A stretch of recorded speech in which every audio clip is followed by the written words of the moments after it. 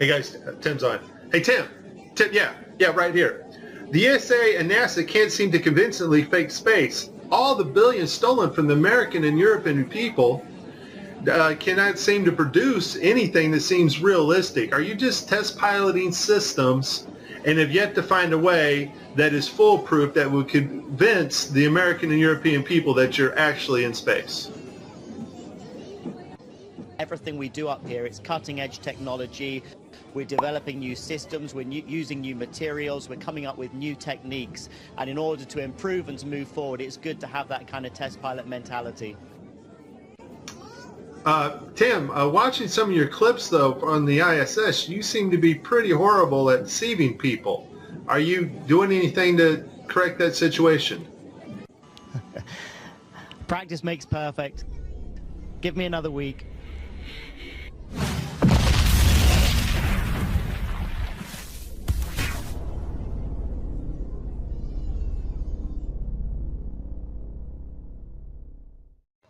Praise the Lord. Mike here, of course. I'm going to show you in this video how NASA fakes zero-G without a vomit comet or a zero-G plane. Now, I've heard a lot of theories from other flat earthers of some big energy, fieldy, sound wavy thing that pushes matter up in the air through sheer energy. But to be honest, some of the theories did sound like two healthy choices to me. No, I've been praying about it, and the Lord finally revealed to me one video, and I work with Blender and Unity, and I've been working with special effects software, Photoshop, for quite a while now. And when I saw this video, I realized it became instantly clear how they do it.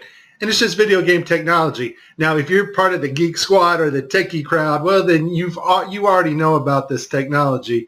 And so let's get to the video that caught my attention, and you will see the same things that I saw. Let's watch. We have to introduce the concept of free fall. So let's use this model of the Earth. And let's enlist the help of a friend, Paxi. You might know her.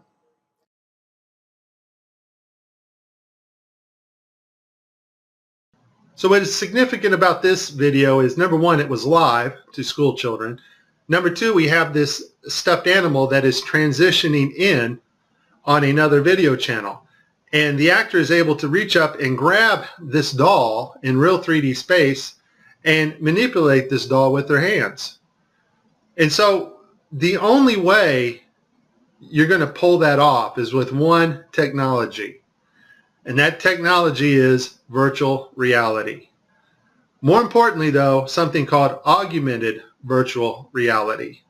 Now, before 2012, NASA used masking techniques much like we do in Photoshop and After Effects. But now we're able to simulate water and objects live in real 3D space. So we're able to take models of things that are photorealistic and rotate and move them while we are going live. Before, we used to have to render these effects frame by frame by frame, and it took extremely long amounts of time. In this video here I made last year, I'm using Sony Vegas, and I was just playing around with the masking capabilities of Sony Vegas. I don't even know why I saved this video, but here I'm standing in the kitchen and I'm just lifting up this trash can to make it kind of look like it's floating. And I didn't do a lot of work on this. It was just something I wanted to see real quick. But that is a masking effect to get another effect. We now have the technology to simulate water, materials, fabrics live in real 3D space with virtual reality, but better yet, augmented virtual reality. And all augmented virtual reality is taking the objects in 3D space from a virtual reality world and putting them in our world on another screen, which we can see, manipulate, and touch with virtual reality contacts or glasses.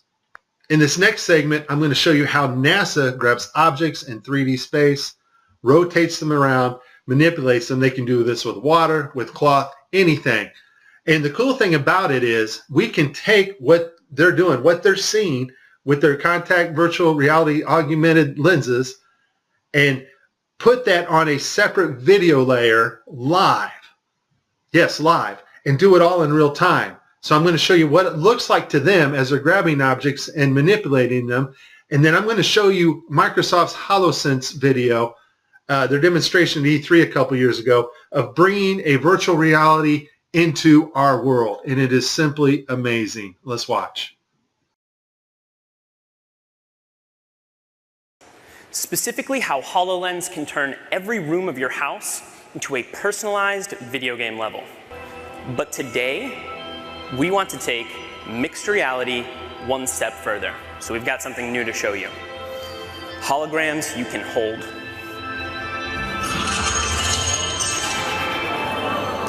This holographic gauntlet is the weapon that Dan will be using while playing Project X-Ray. You'll notice that as he moves his arm, the hologram moves as well. This is a wearable hologram. And when you combine technology like this with the environment understanding of HoloLens, you can do some pretty spectacular things.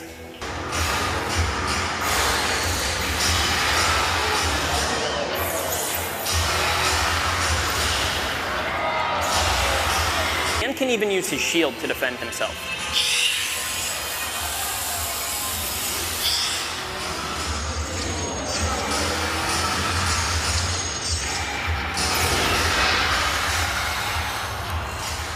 Nicely done. Looks like that's all of them.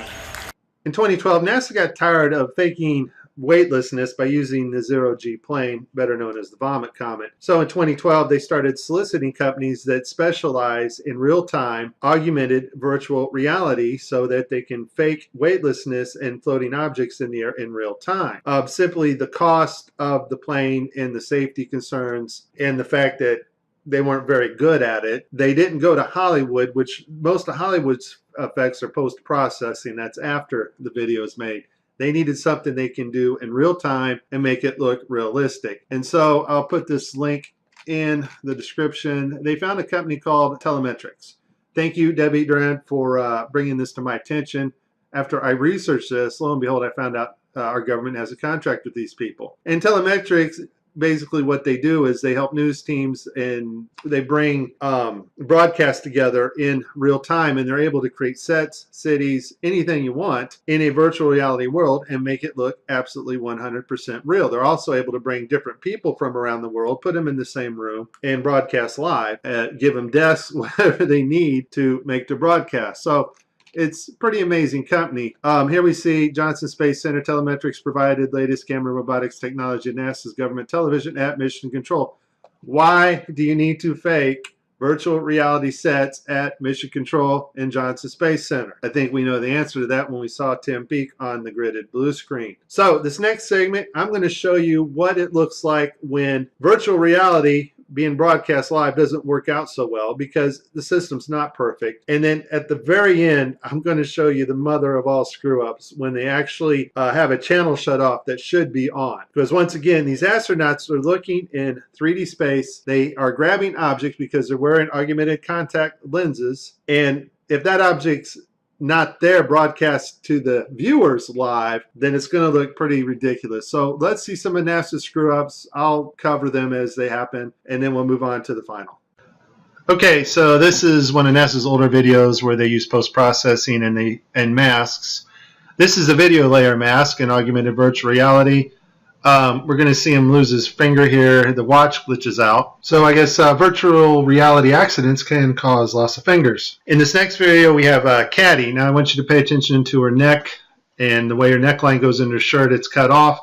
And the necklace. Apparently they wanted to show how cool this necklace looked. Unfortunately, it's not perfect. The necklace goes in and out of her shirt unnaturally, and her neck glitches in several places. I literally spent hours going after probably 30 or 40 videos, probably had approximately 45 minutes straight of NASA messing up the virtual reality setup. I tried to pick some clips that were obvious and some not so obvious. Show you some of the contacts. We're going to see Tim Peake with his contacts in, but these are virtual reality contacts overlaid on the eyes so actors can interact with things in 3D space, all in real time. In this next shot, we will get to see the whole arm setup and the virtual reality glove that covers all the way down the arm and hand. This allows the software to broadcast what we see video-wise as his arm in a shirt sleeve.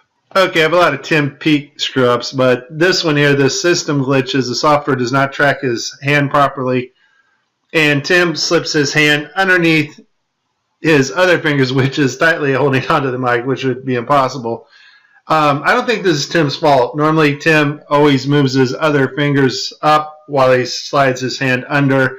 I just think the system didn't respond to his movements here. This picture here is actually Tim's fault. His hand breaches the 3D mic floating in front of him. In this next clip, we're going to see Tim's arms glitch out as he's manipulating a 3D bubble. Now, this bubble can be done in real time now. We have the technology to do that, which I showed you at the beginning of this. And this bubble is environmentally lit, or HDRI lit, by its environment, which means the bubble can take up its reflections and refractions as it moves around in 3D space in Tim's augmented reality. Once again, augmented VR just means bringing the 3D objects into our world on a separate monitor. In this last clip, we're going to see NASA royally screw up. It's a live broadcast, and one of their video channels is off, not working. That's the channel that is supposed to show us, the public, what the astronauts are seeing in virtual reality. Also, the channel shut off is the masking for the guy on the wires in the background. You can't make this stuff up. Just watch. We all know NASA uses wires, and sometimes they'll catch them like this here. The guy pulled on his wire. However, some days when you're filming live, things just don't work out, and it becomes so blatantly obvious, it's ridiculous.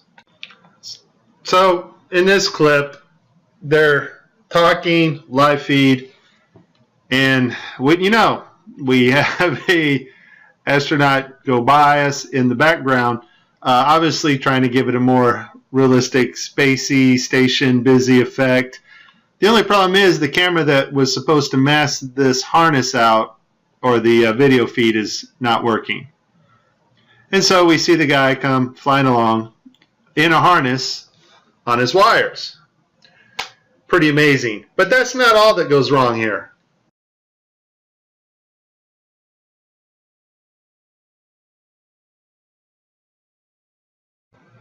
Okay, so you see to the right, this guy's flipping this hat. This hat's actually on another video channel in 3D space. It's virtual reality.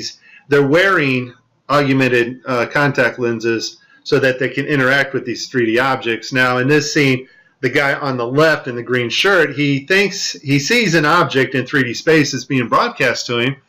So he grabs it and he puts it off to the side. He's looking straight ahead because he's looking at an object rotating in front of him, but the video channel is down that is supposed to show the viewers what we're supposed to see, and so we don't actually get to see the object that he is seeing. And I would just sum this up as a very terrible, bad, horrible day for NASA doing live feeds. Hey, Tim, you still there? Yeah. Can you explain to us what this astronaut's going through as he sees something with his eyes in 3D space, but it's not actually there being broadcast to the public? What's going through this astronaut's mind? This system is sending signals to the brain that doesn't really match your eyes, and so your brain's trying to work out the two differences. Here's the thing. As much fun as this was, there is a time coming when you and I will not be able to tell the difference, and space has not changed. Technology to fake space has gotten better. Just because Adobe gets a massive update to Photoshop or After Effects, or there's a massive update at telemetrics and their virtual reality, augmented virtual reality programming, that does not advance us magically 20 years in space. Space has not changed.